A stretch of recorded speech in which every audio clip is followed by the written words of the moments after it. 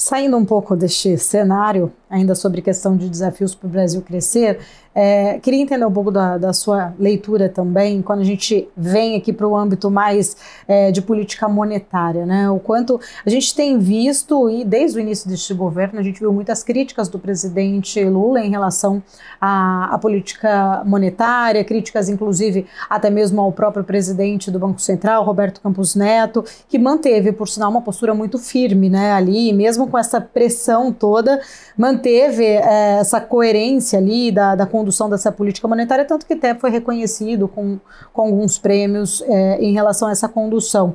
O mandato dele termina agora em 2024. Há uma grande discussão em relação a quem vai substituir Campos Neto. Você acredita que manteremos essa, não só a autonomia do Banco Central, ou, de fato, podemos ter algum tipo de influência do governo a partir de um próximo presidente? Olha, é muito difícil como economista fazer determinadas análises, não é onde a gente tem, né, o preparo, mas enfim, a minha avaliação é que é o seguinte: o Lula, ele politiza os temas o tempo todo, ele é um político na sua essência. Ele politizou esse tema, mas não se escreve o que fala.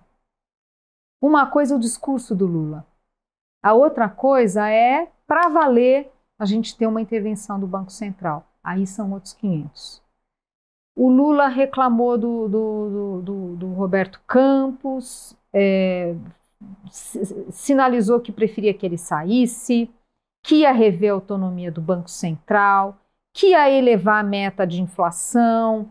Nada disso aconteceu, nem aquilo que ele poderia fazer, que é aumentar a meta. O Conselho Monetário se reuniu e falou: a gente quer uma meta mais alta. Nem isso teve. Então havia ali todo aquele ruído, mas que, né, ele precisava colocar. Era um tema que ele fez um cálculo político e politizou aquilo ali. Mas de verdade, claro que não foi neutro, né? Acho que se tivesse tido menos ruído, talvez o Banco Central tivesse conseguido iniciar o ciclo de relaxamento monetário mais cedo. Acho que atrapalhou, podia ter sido um pouco mais cedo, de repente. Então, realmente atrapalhou, gerou ali uma volatilidade naquele momento.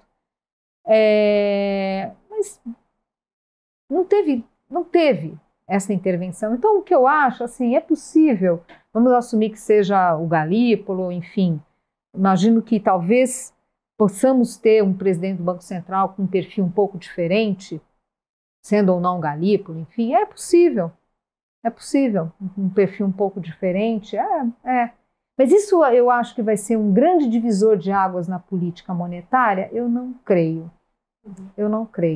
Até porque esses indicados, né, são 8 diretores, mas o presidente, 4 deles foram indicados pelo presidente Lula e todos votaram unânime. Então, acho que tem até ali um alinhamento. Tem duas observações aqui. Primeiro, para o Lula é ótimo ter o Roberto Campos sendo mais conservador. Imagina se o Roberto Campos resolve adotar uma postura assim: não, olha, estou tranquilo aqui, vamos jogar essa Selic em 8%. O que vai sobrar para o outro?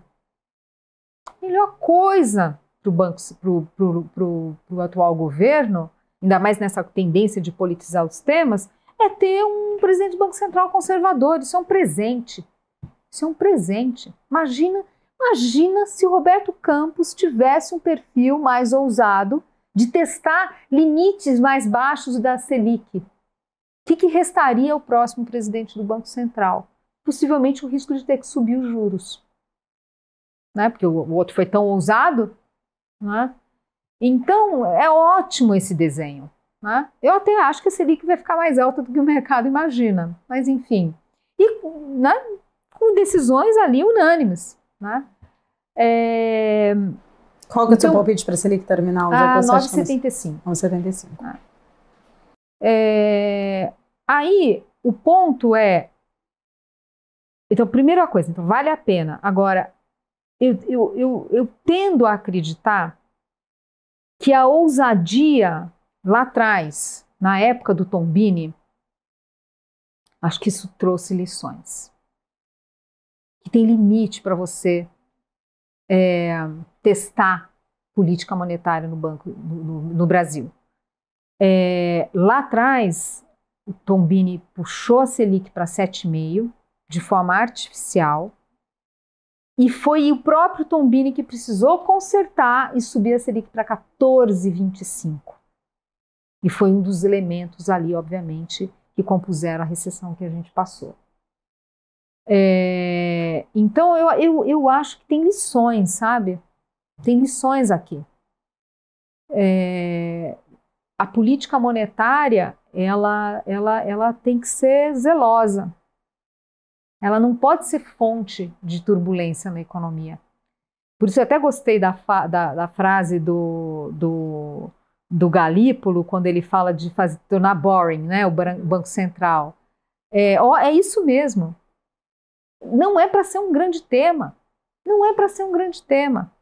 Agora, se o Lula quer realmente ajudar o Banco Central a voltar a trazer a Selic para patamares mais baixos, que, olha, consenso do mercado, né, do Boletim Focus, é 8,5% ao final do atual mandato presidencial. É coisa para burro. Lembrando que do Temer para o Bolsonaro era 6,5% a Selic. Então, 8,5% é muita coisa. No fundo, não é só uma discussão de juros lá fora, mas é uma discussão de gestão de política fiscal aqui, atrapalhando o caminho do Banco Central. Então, o bom mesmo seria o Lula começar a sinalizar com contenção de gastos para ajudar no trabalho do Banco Central, para a gente poder enxergar de novo uma Selic de 6,5% no horizonte, que hoje a gente não consegue enxergar. Eu vou fazer algo. Zeina, sei que até uma pergunta mais abrangente, a gente já falou bastante aqui sobre o nosso cenário, Brasil. Enfim, você também citou o fiscal como um problema de outros países, não só nossos emergentes, Estados Unidos como um todo. Olhando aí para este cenário como um todo, até sendo mais abrangente, mas para onde você acha que o mundo está caminhando? Para onde nós estamos indo? Qual que é a sua perspectiva, olhando mais ali num horizonte de médio a longo prazo? Olha,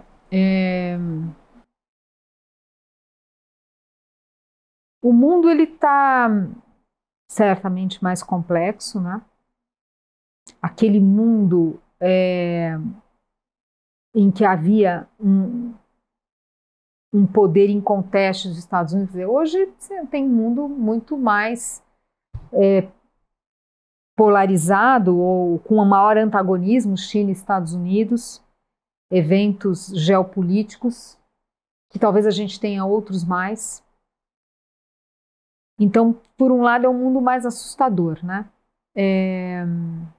O que eu vejo de atenuante nesse mundo que a geopolítica é mais assustadora é que, por outro lado, há um temor, né, dos principais players e uma preocupação de não ter nenhum acidente de percurso, como foi a Primeira Guerra Mundial, fruto de um acidente de percurso. Então, acho que existe uma preocupação ao mesmo tempo de, olha, a gente tem que evitar cenários extremos. Então, tem alguns atenuantes. O outro atenuante é que, apesar do mundo mais protecionista, as conexões entre os países, ela é forte ainda, né? Se tem cadeias globais relevantes, o comércio mundial continua resiliente. Então, tem alguns atenuantes. Agora, preocupa que a gente vê nesse mundo mais complexo uma incapacidade dos Estados Unidos de renovar sua política. Vai ter de novo Biden e Trump, que, aliás, a gente vai conseguir algo que eles não conseguiram, né? Que é a renovação, né? A gente não vai ter Lula e Bolsonaro. Por caminhos tortos ou não, o fato é que a gente não vai ter. Então, você vê sociedades muito insatisfeitas, as classes médias muito insatisfeitas, com o sentimento de que, olha, o mundo está mais injusto, os ricos estão cada vez mais ricos, então tem muita insatisfação nos países, das classes médias dos países, e lideranças políticas que se mostram muito frágeis. Você não enxerga grandes lideranças. Então, por esse aspecto, é um mundo mais assustador. É um mundo mais assustador.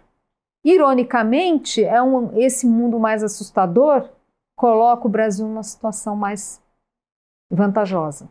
Você fala, puxa, o Brasil está lá, não tem guerra, as instituições estão funcionando, existe uma capacidade, tem novas lideranças políticas aparecendo aqui e ali, talvez a gente tenha boas surpresas daqui para frente.